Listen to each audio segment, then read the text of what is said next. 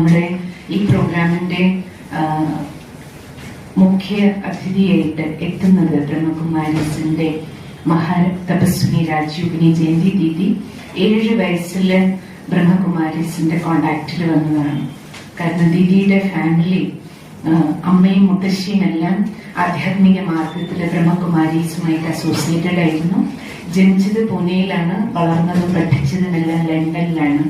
So പാശ്ചാത്യ പൗരസ്ത്യ സംസ്കാരത്തിന്റെ ഒരു ബ്രിഡ്ജ് പോലെ നിലനിന്നുകൊണ്ട് ബ്രഹ്മകുമാരീസിന്റെ ഈ സേവനങ്ങളെ മറ്റ് ഇന്ത്യയിൽ നിന്ന് വിദേശ രാജ്യങ്ങളിൽ ഇപ്പൊ ഏകദേശം 140 രാജ്യങ്ങളിലെ ബ്രഹ്മകുമാരീസിന്റെ സേവനങ്ങളുണ്ട്.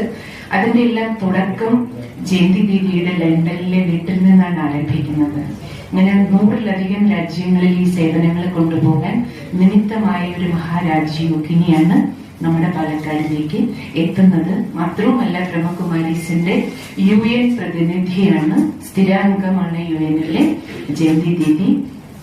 അതുകൊണ്ട്